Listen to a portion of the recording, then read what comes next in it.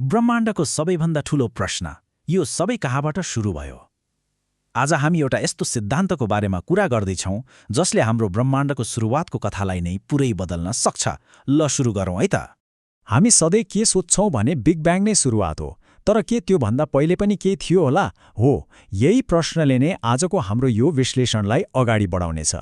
ल अब हाम्रो यो जासुसी कथाको पहिलो भागमा जाउँ। ब्रह्माण्डबारे हामीले बुझेको जुन मानक मोडेल छ त्यसमा एउटा एकदमै ठूलो समस्या छ। हाम्रो सबैभन्दा बलियो सिद्धान्त जनरल रिलेटिभिटीले के भन्छ भने समयको सुरुवातमा ब्रह्माण्ड एउटा यस्तो बिन्दुमा थियो जहाँ घनत्व अनन्त थियो। यसलाई सिंगुल्यारिटी भनिन्छ।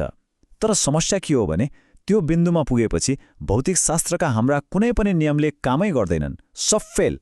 तर यो असफलता मात्रै होइन, वास्तवमा यो एउटा अवसर हो। यसले हामीलाई के सङ्केत दिइरहेको छ भने हामीलाई एउटा अझै गहिरो, अझै राम्रो सिद्धान्त चाहिएको छ जसले त्यो रहस्यमय क्षणको व्याख्या गर्न सकोस्। अब हाम्रो यो ब्रह्माण्डीय रहस्यमा एउटा नयाँ संदिग्धलाई हेरौँ। त्यो हो एकदमै सूक्ष्म वस्तुहरूको अनौठो र अचम्मको संसार। र यहाँनिर नै मुख्य द्वन्द्व सुरु हुन्छ। भौतिक शास्त्रका यी दुई महान सिद्धान्तहरू एक आपसमा मिल्दैनन्, खास गरी सृष्टिको त्यो क्षणमा जब ब्रह्माण्ड असाध्यै सानो र असाध्यै घनत्वयुक्त थियो। अनि यहाँ आउँछ एउटा सम्भावित समाधान, लूप क्वान्टम ग्राभिटी वा एलक्युजी। यो सिद्धान्तले एउटा क्रान्तिकारी विचार अगाडि सार्छ। के हुन्छ यदि क्वान्टमका नियमहरू कणहरूमा मात्र होइन, स्पेस र टाइम आफैमा पनि लागू हुन्छन् भने? यसलाई यसरी सोचौँ न, जसरी हाम्रो मोबाइलको स्क्रिन साना साना पिक्सलहरू मिलेर बनेको हुन्छ, एलक्युजी सिद्धान्तअनुसार हाम्रो स्पेस पनि त्यस्तै मौलिक पिक्सल वा स्पेसका परमाणुहरू मिलेर बनेको छ। त्योभन्दा सानो स्तरमा जान सम्भव नै छैन। हो, र यो पिक्सेलेटेड स्पेसको अवधारणाले ब्रह्माण्डको सुरुवातबारेको हाम्रो बुझाइलाई नै पुरै हल्लाइदिन्छ। लूप क्वान्टम कस्मोलोजीले एउटा महत्त्वपूर्ण कुराको भविष्यवाणी गर्छ। त्यो हो ब्रह्माण्डको अधिकतम सम्भावित घनत्व। यो सङ्ख्या एकदमै ठूलो छ, तर सबैभन्दा महत्त्वपूर्ण कुरा यो अनन्त चाहिँ होइन। यदि स्पेसको सबैभन्दा सानो पिक्सेल हुन्छ भने त्यसको मतलब तपाईँले ब्रह्माण्डलाई अनन्त रूपमा सानो बिन्दुमा निचोड्नै सक्नुहुन्न।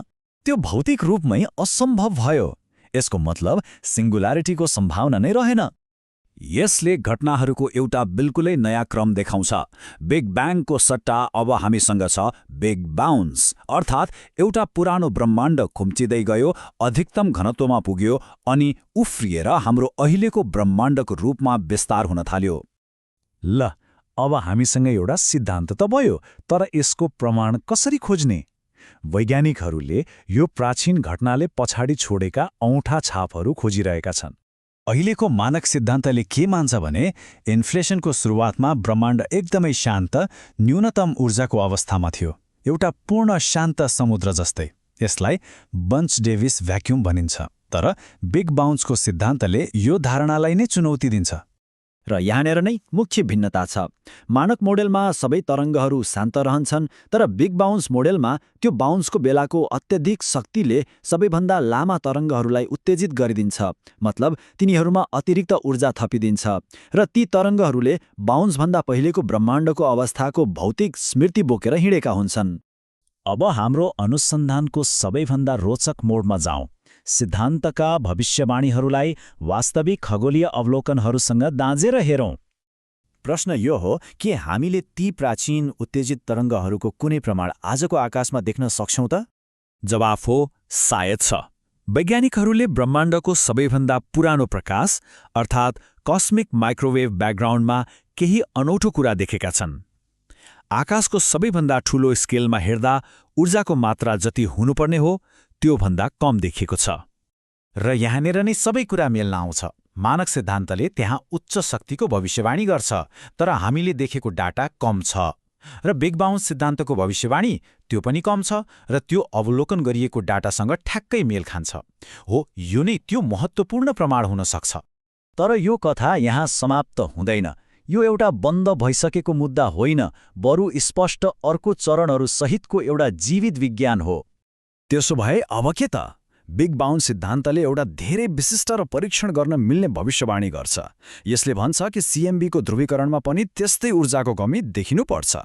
यो एउटा यस्तो पूर्वानुमान हो जसलाई भविष्यका टेलिस्कोपहरूले जाँच्न सक्छन् र त्यसले यो सिद्धान्तलाई या त पुष्टि गर्नेछ वा खारेज। अन्त्यमा एउटा गहिरो प्रश्नबारे सोचौं कि हामीले सीएमबीमा देखेका ती अनौठा ढाँचाहरू वास्तवमा एउटा पुरानो हराइसकेको ब्रह्माण्डका प्रतिध्वनिहरू हुन् जुन हाम्रो आफ्नै ब्रह्माण्ड जन्मनु अघि अस्तित्वमा थियो। यो विचारले नै ब्रह्माण्डको कथालाई हेर्ने एउटा बिल्कुलै नयाँ दृष्टिकोण दिन्छ।